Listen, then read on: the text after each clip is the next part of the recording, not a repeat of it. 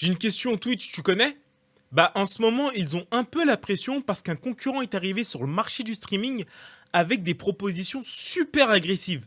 Et le nom de ce concurrent c'est Kik. Pendant que les boss de Twitch prennent des décisions qui dérangent les streamers, Kick arrive avec un modèle économique qui attire de plus en plus de monde. Twitch est actuellement le leader du streaming, mais avec l'arrivée de Kick, vont-ils rester en haut de la pyramide? On va essayer de répondre à la question dans cette vidéo. C'est parti.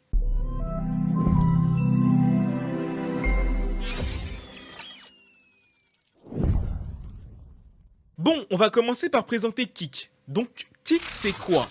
C'est tout simplement une plateforme de streaming lancée en 2022 dont le siège se situe à Melbourne en Australie. Petit moment pub, je vais te demander de t'abonner à ma chaîne, sinon...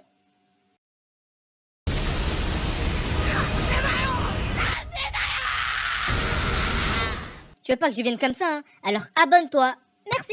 Kick a été créé par deux cofondateurs, Edward Craven et Bijan Tehrani ou Tehrani, qui sont également les cofondateurs de Stake, qui est un casino en ligne. La particularité de ce casino, c'est que les joueurs jouent avec des crypto-monnaies pour effectuer leurs transactions. PS, un conseil, ne jouez jamais à ce type de jeu, ça peut être très dangereux. En plus des cofondateurs, on a deux experts du domaine du streaming, Andrew Santamaria, qui travaillait pour Amazon Games, et Edson Rodriguez Miguel, un ancien de la plateforme D-Live, qui est au passage aussi une plateforme de streaming.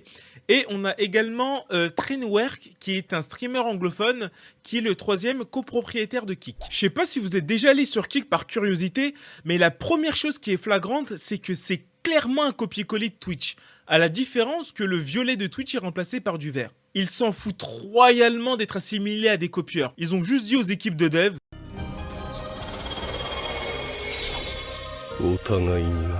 on a exactement les mêmes fonctionnalités, la même présentation, on sent qu'ils sont venus pour provoquer et éteindre Twitch. Twitch a déjà fait face à différentes plateformes de streaming concurrentes comme Mixer, qui avait d'ailleurs fait un gros chèque à Ninja qui était le streamer référence sur Fortnite à l'époque, mais ça n'a pas suffi car Mixer aujourd'hui est tout simplement mort. Mais on a encore Facebook Gaming, YouTube Gaming ou D-Live. Ces plateformes n'ont pas fermé comme Mixer, cependant elles ne représentent pas de danger pour Twitch. Aujourd'hui, quand on parle de streaming, le nom de la plateforme qui sort en premier c'est Twitch. Alors la question à se poser c'est en quoi Kick représente un potentiel danger pour Twitch? D'abord, ce qu'il faut savoir c'est que Kick est arrivé avec une image super négative. Cette image négative est due aux activités mères qui ont pu financer la mise en place de la plateforme. Donc on aurait pu croire que la plateforme allait flopper directement au vu des premiers avis, mais c'est sans savoir la stratégie que Kick allait adopter. Et quelle est cette stratégie? Dans un premier temps, leur stratégie vise à attirer la masse des petits streamers. Aujourd'hui, Twitch, c'est 3 millions d'utilisateurs actifs contre 100 000 pour Kick au moment où je tourne la vidéo. Donc il y a une énorme différence qui est normale au vu de la naissance récente de Kick. Et comment veulent-ils attirer les petits streamers? Tout simplement avec l'oseille mon gars. Là où Twitch propose du 70-30 pour les subs, chez Kick on est sur du 95-5. Nani? De plus, Kick propose de rémunérer les streamers à l'heure. Avec cette stratégie, tous les petits streamers peuvent espérer gagner de l'argent en streamant, ce qui est aujourd'hui pas possible sur Twitch. Après, petite précision, le taux horaire ne sera pas le même pour tous. Ce taux horaire va varier entre streamers en fonction de certains critères. Le premier, c'est le nombre d'heures de streaming. Le deuxième, c'est un taux fixé basé sur les CPM publicitaires de Kick. Le troisième, c'est les données démographiques et l'engagement des viewers.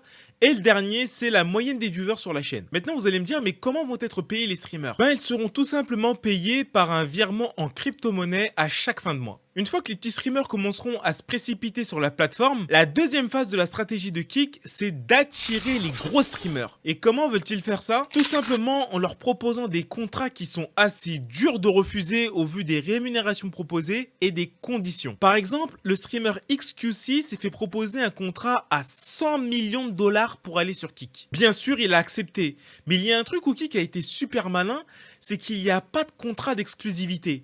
Tant que le streamer sous contrat respecte son nombre d'heures de stream sur la plateforme, il peut librement et sans contrainte streamer sur les autres plateformes de streaming dont Twitch. Et cette liberté de streamer n'importe où peut en attirer plus d'un, ce qui est normal d'ailleurs. Ce qui freine certains streamers d'aller sur Kick, c'est peut-être le fait de ternir leur image en allant sur la plateforme, qui est considérée comme celle des parias, de ceux qui n'ont pas d'éthique, ou en tout cas l'éthique prônée par les autres plateformes. Sauf que depuis quelques semaines, ça devient de moins en moins le cas.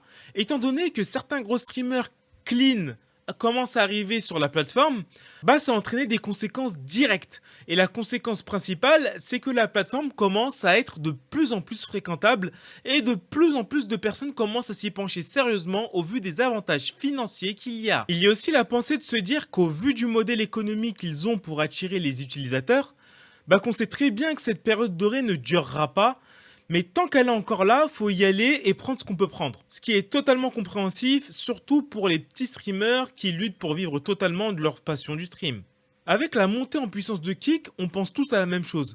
Kick va-t-il réussir à enterrer Twitch? Je pense que la réponse est pour l'instant, et je dis bien pour l'instant, non. Pourquoi? Je vais vous donner la raison principale. Cette raison, c'est la rentabilité. Aujourd'hui, maintenir une plateforme de streaming coûte extrêmement cher. Sur Twitch, c'est une problématique car il y a les gros et moyens streamers qui constituent, on va dire, la première catégorie et les autres petits streamers qui constituent la deuxième catégorie, qui est d'ailleurs la catégorie majoritaire. Cette majorité coûte très cher en bande passante, mais ne rapporte pratiquement rien à Twitch. C'est ce qui fait que d'après les dires des responsables de la plateforme, que Twitch n'est toujours pas rentable après toutes ces années. Mais qu'est-ce qui fait que la plateforme tient toujours debout? C'est parce qu'elle est tout simplement épaulée par un géant qui est Amazon. Ce qui fait que Twitch bénéficie du beau coffre-fort de ce dernier. Ce qui n'est pas le cas de Kick. Bien qu'ils aient commencé avec un gros capital, le modèle économique qu'ils utilisent pour attirer les nouveaux streamers est hyper agressif, mais ça pourrait peut-être les mener à leur perte comme Mixer. Entre les gros contrats signés comme le contrat d'XQC, la rémunération des streamers et les frais de fonctionnement de la plateforme, c'est sûr qu'ils ne pourront pas tenir comme ça indéfiniment. Donc faudrait voir la prochaine étape de leur stratégie.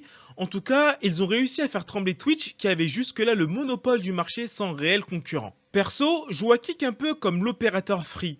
Ils sont arrivés les mains dans les poches avec une stratégie qui va forcer les plus gros à revoir leur modèle économique s'ils veulent pas perdre un maximum d'utilisateurs. Puis ça va faire également réfléchir les décisionnaires de Twitch qui prennent des décisions graves cheloues en ce moment. En tout cas, malgré la menace de Kick, je pense que Twitch a encore un bel avenir devant lui avant de se faire détrôner. Voilà, c'est tout pour cette vidéo sur Kick. Si vous avez apprécié la vidéo, likez, partagez et donnez de la force en vous abonnant à la chaîne. D'ailleurs, j'ai créé une chaîne Kick. Bon, je fais ça pour de l'expérimentation. J'ai aussi une chaîne Twitch, je vous la mets également en description avec la chaîne Kick. Je fais de temps en temps des lives où je rage comme un fou sur des jeux. Donc si vous voulez rigoler un peu, venez sur Twitch. Et voilà, c'est tout pour moi. Donc je vous dis à la prochaine pour une nouvelle vidéo. Diana.